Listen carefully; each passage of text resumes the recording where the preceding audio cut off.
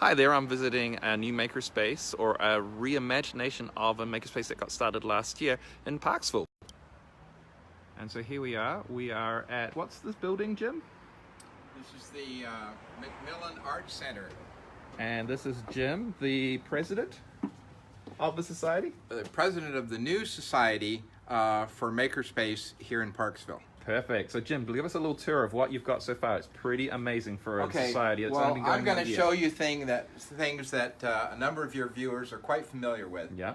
We have 3 3D printers here. Excellent. And are giving lessons on how to program this or to download something that's already on the internet to churn out beautiful little gizmos off the 3D printer, which again is not news to your viewers, but that's the fun and excitement of the new world of 3D printing. Absolutely. We have a mini library here, including a book for dummies on electronics projects. Perfect. And there's another one up there for Arduino.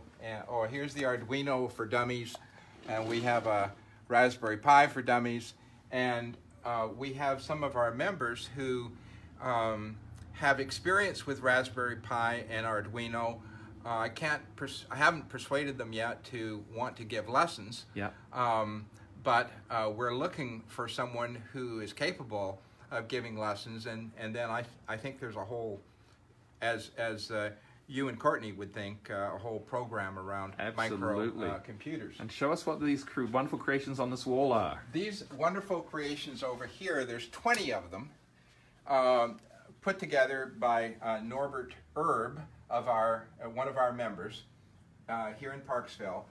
And so this is our microelectronics space, and what we have tried on a couple of evenings but are doing on Saturday mornings now, we want to offer the kit for $10 for parts and mini instruction, so a member or a participant can take this home. So we think we're going to try it out this Saturday morning. We think as a 7 or an 8-year-old can handle putting this together, because it's just a battery pack, a switch, and a purchasable circuit from BC Robotics. I completely agree, and that could be a 7-year-old through to a 77-year-old. Anyone can do it. So here's another little project that Norbert's put together. We want to encourage some folks to come in and learn how to do this for craft projects for Christmas this year. We have a woodworking shop in here. When I turn the light on, not a very bright light today, so I don't know if you'll get very much of this. It's coming through just fine. The woodworking shop was here when we took over this 2,000 square feet of space. We're in our 2nd year of operating, by the way, here in Parksville.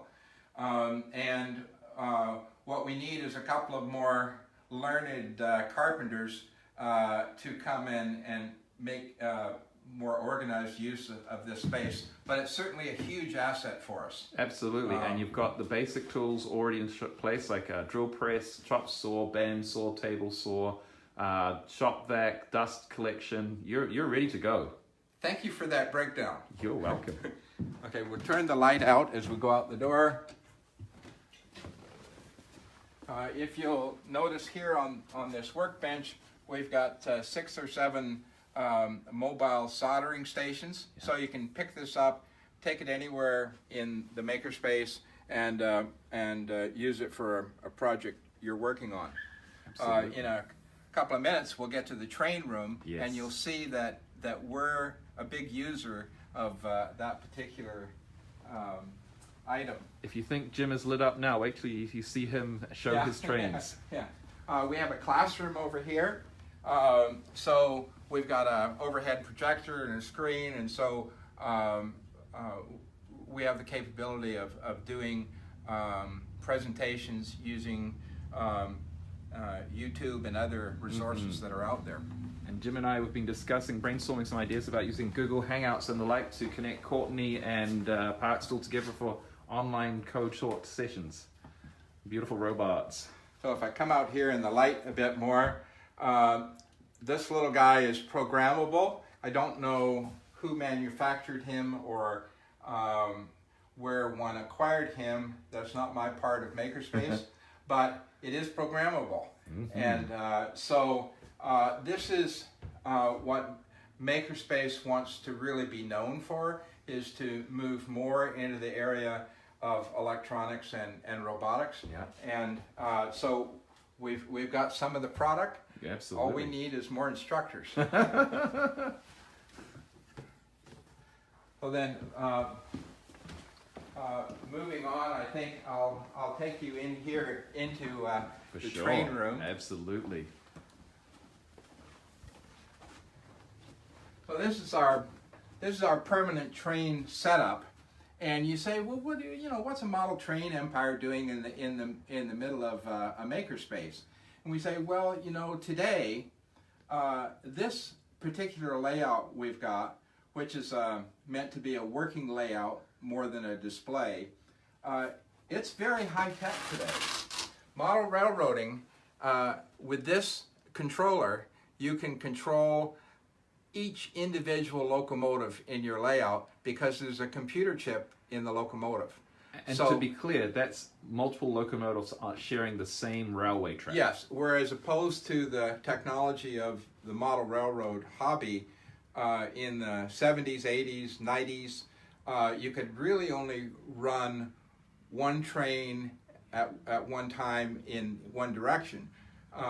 And so today, with the aid of the computer chip and the controller, you can run 6 or 7 on your layout at one time. Yeah. So the train guys have about 25% of our current membership. Wow. At Makerspace. They come every Wednesday night at 6 o'clock, and they work on this layout. And most of them have layouts at home, but they enjoy being here at Makerspace because you can, if they don't have enough room at home, we've got the Woodworking Shop, mm-hmm. We've got the microelectronics guys who are dying to come in and show us how the Arduino can work on our layout.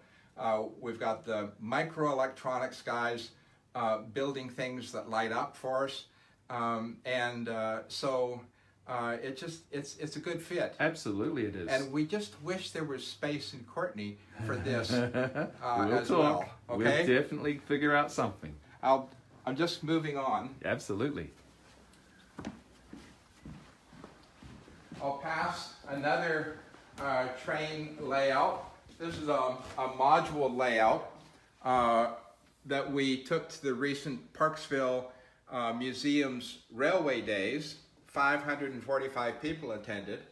And this is older technology. The locomotive gets all of its power from the track, and it can only go in one direction at a time, and only the one locomotive. But when you start adding modern technology to model railroading, you can even take this old technology of the railroad, and if you'll come down this end, mm-hmm. Julian, we have a computer circuit here. We have light sensors at either end of this track, and when the locomotive breaks the light beam, then it changes automatically through this circuit the polarity of the little engine inside the locomotive and reverses.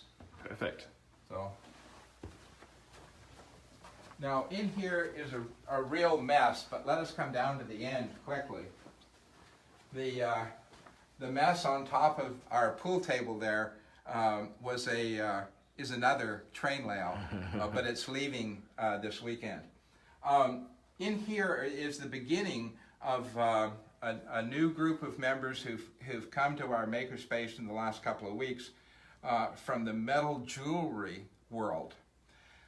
There's a course in lapidary, as I understand it, at North Island College at Campbell River. And but that's a long way from Parksville and Qualicum Beach.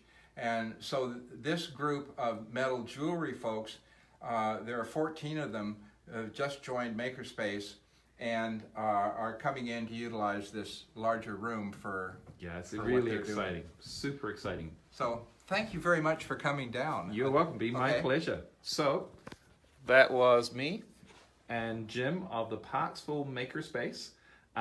Come on in anytime and come and see what they're doing. They're doing an amazing amount of work. Please support them, and if you're in Parksville, come by and visit and share your making creations. That was a very